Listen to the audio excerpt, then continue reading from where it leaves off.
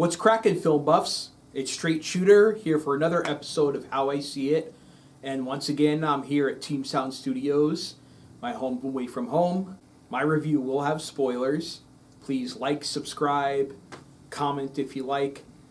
And today, I'm doing another Red Band review, and it's going to cover John Wick 3, Parabellum. So, I'm a fan of the John Wick series. I've seen the first two. I have the first two on disc, so obviously I'm a fan. The series as a whole is just really action-packed. It's the kind of entertainment that I like to go see, obviously because I'm into action, I'm into adventure, and I'm into adult content. And there's a lot of adult content in these movies. The movie starts off pretty much exactly where the second one left off. John Wick is excommunicado from the Continental and all their services because in the last one he killed someone on Continental grounds, which is taboo. And because he killed a member of the High Table, and we find out more about the High Table in this movie, they're after him.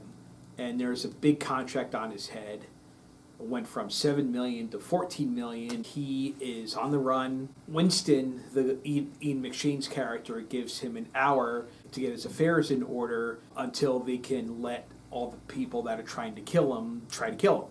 The hour is over, and people just come at him non-stop, and he's fucking people up left and right, and some of the kills are pretty gory, and there's one really cool kill, and if you have a problem with eyes, you might want to turn away when you see the knife coming towards the guy's eye, because it's pretty gross, but it's awesome at the same time. The kills are more choreographed, more frenetic, there's more stunt work. They look more like fights because the people from the High Table are actually trained assassins, whereas a lot of the times the people from the first two movies, they want to kill them, they have guns and stuff, but they're more gangsters.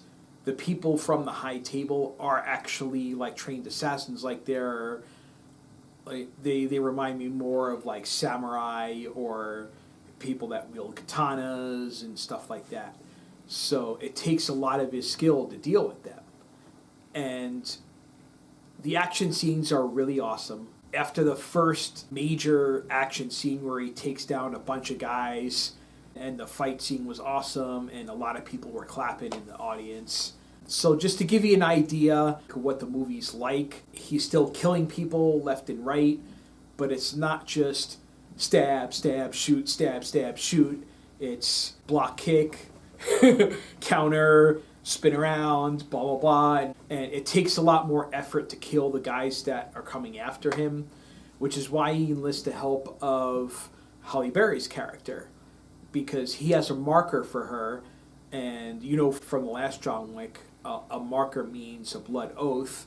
Anytime someone needs someone, all they have to do is show the marker and they're obligated to help them.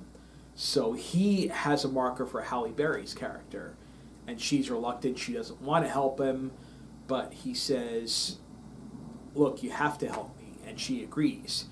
Even though he's not protected by the Continental or the High Table anymore, she still helps him because she feels morally obligated. There's a funny scene where they go their separate ways, and she leaves him in the desert, and she has a water bottle, and he goes like this, like, can I have some? And then she drinks it and spits some back, and is like, here you go.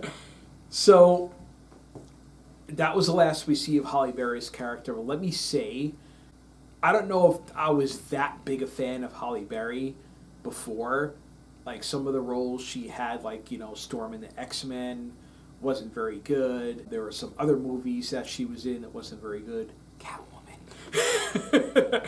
But she did a really good job in this movie, and like Keanu Reeves, it seemed like she did a lot of her own stunts because they didn't use a lot in the way of CGI. It was mostly practical effects. And you can see her very well while she's doing some of these stunts in these fight scenes, and you see her face. So she's doing a lot of the stunts and the fighting, and it's pretty awesome. And I like the way she's sarcastic with him, and she doesn't give a shit. She's like, fuck you, I don't want to do this. And he's like, you have to help me. She's like, all right, asshole. So, and then they leave, and she's like, whatever. You have Halle Berry, then you have Lawrence Fishburne comes back, and Ian McShane, of course. But Lawrence Fishburne reuniting with Keanu Reeves from The Matrix for these movies is pretty awesome. And in the last movie, he kind of like didn't really care about helping John, but he did it because he just felt like he could, and he wanted to stick it to them. And in this movie, that turns around because the High Table goes after him for helping him in the last movie. And they punish him by slicing him up. 7 cuts for 7 bullets is what they said. And you think that he's dead, but you see at the end that he's still alive. And he is definitely sided with John Wick at that point. But I'll go into that later. What else do I like about this movie? It's hard to say because there's so much about the movie that I like. And the cinematography, the action, the stunt work, the acting in the movie. You have a great cast: Ian McShane, Lawrence Fishburne, Keanu Reeves, Halle Berry. And they really picked a movie for all those actors where they shine. Because most of these actors aren't known for being dramatic, except maybe for Ian McShane, because he's known for Deadwood and a lot of other things. But most of the rest of the cast are action movie heroes. And this is where they really shine. And I like the fact that the movie takes no apologies for what it is. And it's R-rated. You don't want to bring your kids, for sure. And what else can I say? It's a great movie. Most of the movie is spent with people trying to hunt him down, and then he makes his way back to the Continental, and he manages to convince them to help him eliminate the High Table. Because the High Table is going after the Continental for helping John Wick.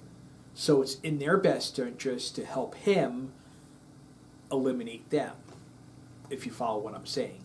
The plot is kind of a little bit convoluted, but it's all set up so that there could be a lot of kick-ass action scenes. And there definitely are a lot. When the High Table gets to the Continental and John Wick is there, the guy that worked at the front desk, they give him some good action scenes where he's shooting people. There's this really great line, which is another callback to The Matrix, and he goes to Ian McShane, and Ian's like, what do you need? And he says, guns. Lots of guns. And I was like, yes! So it's a popcorn flick, it's a lot of action, it's a lot of violence, and I loved it. At the end of the movie, there's this scene where the High Table is willing to forgive the Continental for helping him, but they make it seem like they killed John Wick. Because they're like, oh, John Wick has died, and Ian McShane shoots him. Winston, is his character. But he's alive, and I think he knows where to shoot him so that he's alive, so that John Wick knows that he didn't actually try to kill him, even though that's the way the end of the movie made it seem. So after that, he wakes up, and Lawrence Fishburne's character is there, and he's like, are you pissed? And he's like, yeah, and credits. So they set up number 4, which is already in the works, and I can't wait to see it. I'm definitely picking this one up when it comes out on disc. I give this movie a solid A, and I don't know what else I can say. It was a great movie. If you saw the first 2 John Wick movies and you loved it, see this one, you'll love it as well. It lived up to my expectations. I was worried that maybe, the curse of the third movie Maybe it wouldn't be as good as the first two, but it was great. So that's how I see it. A for this movie. Stay tuned because another review coming your way, of course. That's how I roll. See you guys.